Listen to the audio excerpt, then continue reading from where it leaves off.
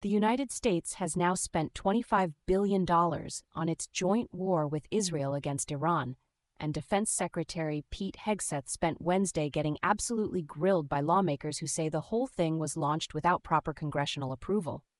Iran's regime has executed at least 21 people since the conflict began on February 28. Germany's Chancellor Merz is now saying Iran has humiliated Trump, and the Pentagon is sitting on a $1.5 trillion budget request that lawmakers are eyeing with serious suspicion. This is a story about strategy, sovereignty, and whether America is winning or slowly bleeding out. Joining me now are Sophia Reeves, our economics and markets editor, and James Chen, our geopolitical analyst. Sophia, let me start with you. Is $25 billion in 2 months a sign that this war is working, or a sign that it's already spiraling out of control? Thanks, Emma. Look, I think the framing of $25 billion and nothing to show for it is fundamentally dishonest. And that dishonesty is coming from very deliberate places.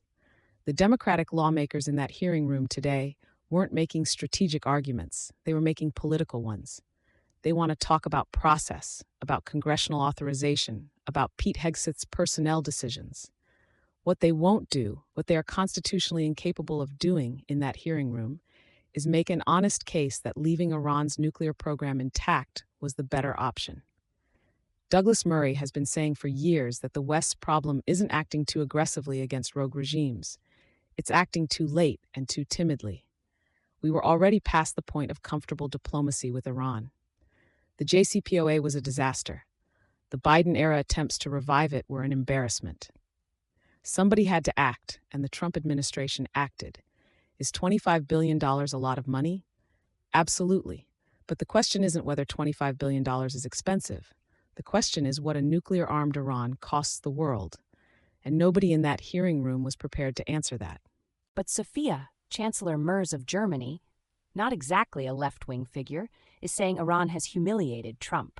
The FT is reporting that the U.S. is burning through missiles faster than it can replace them, which raises real questions about readiness in the Indo-Pacific.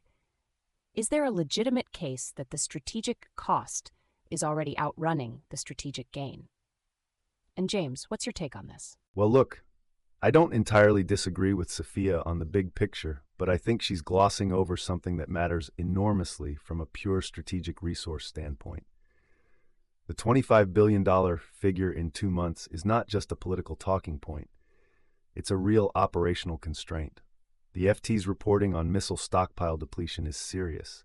We're not talking about abstract budget numbers here. We're talking about depleting the actual munitions inventory that the United States would need if China decided this was the moment to move on Taiwan. The Indo-Pacific theater requires readiness that cannot be sacrificed on the altar of Middle East operations, no matter how justified those operations are strategically. And here's the data point that should worry everyone. The $1.5 trillion Pentagon budget request reflects a defense industrial base that has been chronically underfunded and simply cannot replenish stockpiles at the rate this conflict is consuming them. Merz's comment about humiliation might be European defeatism, but the underlying operational concern about sustainability isn't wrong. I hear what James is saying, but with respect, that misses the point entirely about what we're actually weighing here. Yes, stockpile depletion is a real concern. Nobody's pretending it isn't.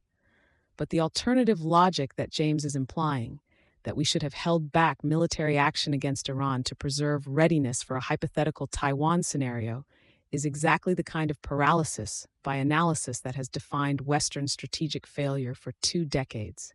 Iran executing 21 of its own people since February 28th tells you something. Regimes that are winning don't accelerate internal repression. Regimes that are scared do. That's not spin. That's a data point about the pressure working. And I want to be very direct. The Democrats in that hearing room questioning Pete Hegseth about process and Pentagon firings are not worried about military readiness.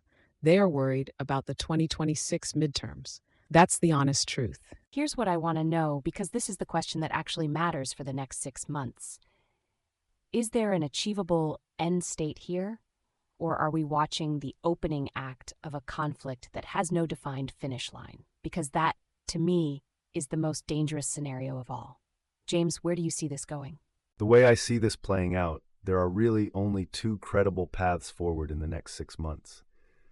Either the military pressure has genuinely degraded Iran's nuclear infrastructure enough that the regime, which remember has been executing its own people, which historically signals internal panic, comes to some back-channel negotiated framework, or we enter a prolonged operational commitment that becomes normalized without resolution.